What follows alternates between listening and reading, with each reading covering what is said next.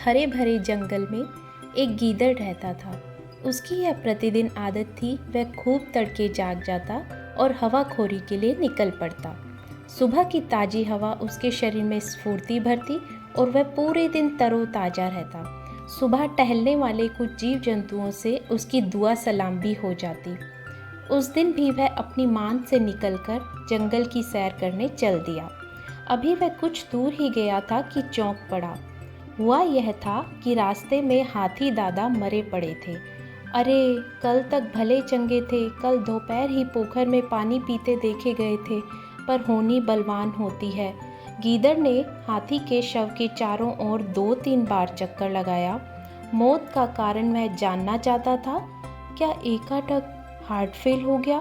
बीमार तो नहीं थे? फिर क्या हुआ? फिर गीदड़ ने मन बनाया, कोई न कोई तो बूढ़े हाथी का मांस खाएगा ही। क्या मैं ही शुरुआत करूं? आहिस्ता आहिस्ता उसकी भूख ने करवट लेना शुरू कर दिया था। सामने खाना रखा हो तो भूख जाग उठती है। उसकी निगाह सामने वाली झाड़ी के नीचे मरे पड़े एक खरगोश पर पड़ी। अब उसके कान खड़े हो गए, सारे शरीर में झुरझुरी हो उठी। उसे एक अनजाना सा खतरा महसूस होने लगा। अब उसने सब्र से काम लेना शुरू कर दिया। उसने मुंह मारने का इरादा त्याग दिया। फिर उसने बूढ़े हाथी के शव से कुछ दूर हटकर सोचना शुरू कर दिया।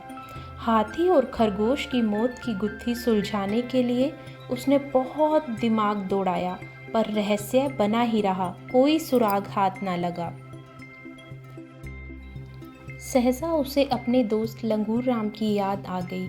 वह लंगूर को बड़ा अक्लमंद मानता था। कोई भी विपत्ति आने पर वह लंगूर राम से सलाह लेने अवश्य जाता था।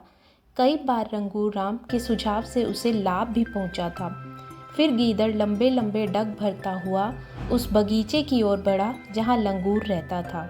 सुबह सुबह गीदड़ को आया देख लंगूर चौंक उठा। वह समझ गया कोई महत्वपूर्ण समस्या आ गई है, अन्यथा उसका दोस्त इस समय न आया होता।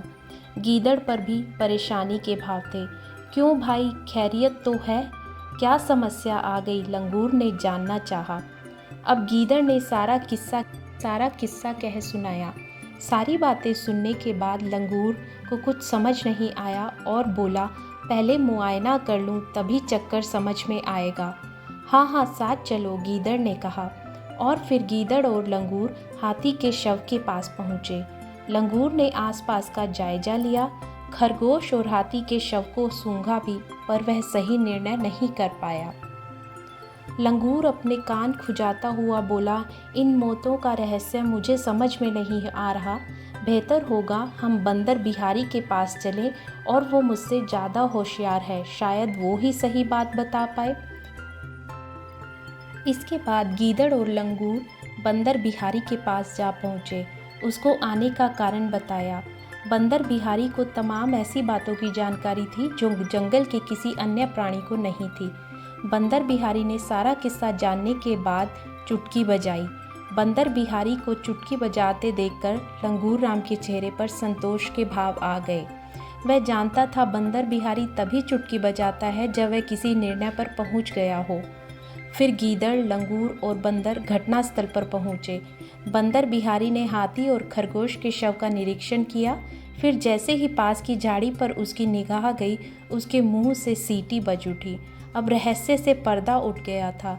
बंदर बिहारी ने बताया, लंगूर राम, मैं इनकी मौत का कारण जान गया हूँ। बीच में बात काटते हुए लंगूर राम ने पूछा, हाँ हाँ, कारण क्या है? बंदर बिहारी बोला, मौत का कारण सामने वाली झाड़ी है। इसकी पत्तियां जहरीली हैं। हाथी और खरगोश ने इस झाड़ी की पत्तियां खाई हैं, जिससे जहर उनके शरीर में फैल गया और वे चल बसे। यह जहरीली झाड़ी जंगल के अन्य प्राणियों की भी जान ले सकती है। तुरंत इसका सफाया किया जाना जरूरी है। अब यह हत्यारी झाड़ी अब 1 मिनट भी यहाँ नहीं रहेगी। और फिर बंदर और लंगूर राम जहरीली झाड़ी को उखाड़ने में जी जान से जुट गए और पूरी झाड़ी उखाड़कर उन दोनों ने एक गड्ढे में दफन कर दी। इधर गीदड़ मन ही मन सोच रहा था, अच्छा हुआ मैंने सब्र से काम लिया। यदि मैंने अपनी भूख पर काबू न किया होता और मरे हुए हाथी का मांस खा लिया होता तो मैं बेमौत मारा जाता।